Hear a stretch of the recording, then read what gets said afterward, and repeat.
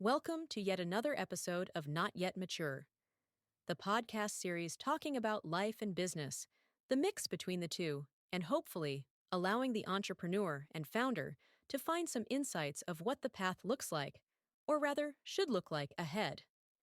XCAP has a vision that the ethical business that is formed around servitude and relational transactions should be given the advantage to exit the finite space and enter the infinite games. This, collectively, is our mission and our goal. Without further delay, let's dive into today's chat. Here with me, your host, founder of Exemplo Capital, Dion Richter. Like and subscribe, the usual.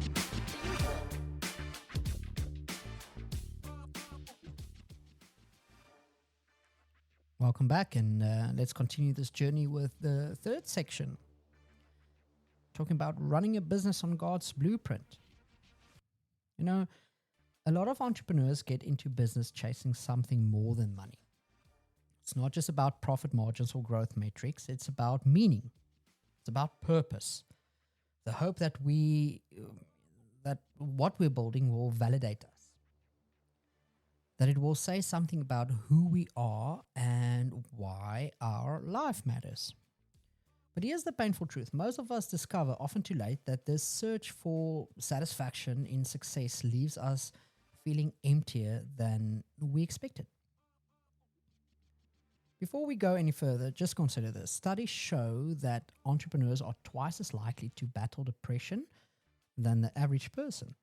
10 times more likely to deal with bipolar disorder, twice as likely to face psychiatric hospitalization or wrestle with suicidal thoughts. That's not just mental health data, that's a spiritual warning. When we anchor our identity and we anchor our energy, our soul in our work, something starts to fray. It's the weight of carrying a dream, building something from nothing, and feeling like it's all on you, your risk, your name, your decisions, your values. That's a burden many quietly carry alone. So where do we turn? Well, there's a surprising book of the Bible that speaks directly to this kind of weariness and disappointment. The book of Ecclesiastes. It's a journal of sorts, written by King Solomon, a man who had it all. He had wealth, he had wisdom, accomplishment, a legacy most leaders would envy. He built, he wrote, he created, and he reigned. But in Ecclesiastes, we see something raw. His deep disappointment in the very things he once pursued. And throughout the book, Solomon uses a haunting Hebrew word, hevel. Hevel, however you want to say that. It means vapor, a mist. Something that looks solid from a distance, like a thick cloud in the sky. But when you get close, there's nothing there. You pass through it, and it slips through your fingers. And that's how Solomon described life. He said it looked meaningful. But when he tried to grab onto it, it felt hollow. He breaks down 4 areas that I love, that many of us, especially entrepreneurs, chase hard, and he warns us they will not hold. The first one is pleasure. Solomon didn't hold back. He indulged in any kind and every kind of pleasure: food, relationships, luxury, entertainment. He had palaces, parties, and powers. If anyone could find fulfillment through pleasure, it was him. And yet he says, I denied myself nothing, but in the end it was empty. It was like chasing the wind. We still do this today. Whether it's upgrading our lifestyles, growing our platform, or ticking off bucket list achievements, it feels meaningful until it doesn't. I remember reading a quote from a Fortune 500 CEO who said, I spent my life climbing the ladder of success only to find it was leaning against the wrong wall. The second thing that he speaks about is wisdom and business skill. Solomon was brilliant. He mastered systems, strategy, and structure. But even he admits that sometimes doing everything right doesn't guarantee success. He wrote, "The race isn't always to the swift. Battles aren't always won by the strong. Riches don't always go to the smartest or most skills." In other words, time and chance still happen. You might build the perfect model and still lose. Someone less capable might win. Life can be unfair. Market crashes, betrayals, unexpected loss. Even the best business plans can't prevent them. The third thing that he speaks about is justice. Solomon also wrestles with the injustice he saw. Like us, sometimes the righteous suffer, sometimes the wicked prosper, and he names the feeling many of us try to bury. This doesn't feel fair. We see that today too. Good people get overlooked. Corruption succeeds. Honest business owners struggle while the unethical thrive.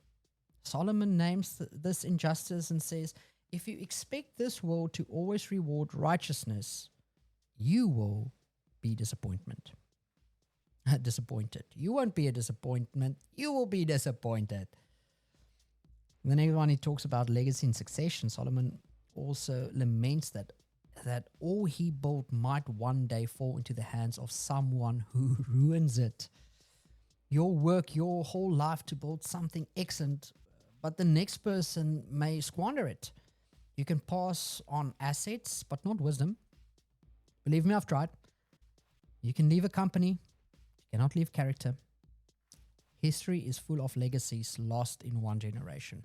Businesses crumbled, fortunes wasted, reputations undone. Solomon says you can't build your life on what someone else might do with your success. So, after naming all of this, pleasure, wisdom, justice, and legacy, what's Solomon's conclusion? It's not despair. It's clarity. He says, you were made for God. St. Augustine would echo this centuries later. Our hearts are restless until they find their rest in you. Solomon reminds us that real meaning doesn't come from success. It comes from obedience, from aligning with God, from living with a view toward eternity. Living with the judgment in view.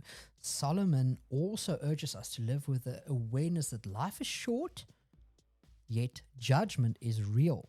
Whether you believe in it or not doesn't take away the fact that it's real. Every one of us has an appointment before God. It might be years from now, might be today, but that moment is coming. The French philosopher Blaise Pascal gave a haunting picture. He imagined a room filled with people dancing and celebrating, when suddenly a monster enters. It grabs someone at random, drags them away and kills them. Everyone freezes, watches in horror. Then they go back to dancing and it happens again and again. The monster represents death, and though it keeps coming, we live like it won't. Solomon simply says that's foolishness. If we were wise, and he was the wisest, we'll count our days and then use our days for what truly matters. Taking risks that matter. Solomon isn't telling us to stop building or dreaming. Quite the opposite. He says, if you wait for perfect conditions, you'll never act. If you watch the wind too long, you won't sow. If you stare at the clouds, you'll miss the harvest. Some risks are foolish, yes, but some are necessary. And they are faithful. You can pray, you can plan, you can live with integrity, but you still won't be guaranteed success, and that's okay. Even Jesus' parables highlight those who took risks and were rewarded for their courage. The goal isn't certainty, it's obedience. Live by wisdom, take the right risks, and trust that God is both bigger than your success and stronger than your failure. Here's something especially important for entrepreneurs. Solomon says, stop chasing joy in the next milestone. Stop thinking I'll be happy when we hit that revenue goal, or once we scale to that level, then I can rest. Joy is a gift that God gives for right now.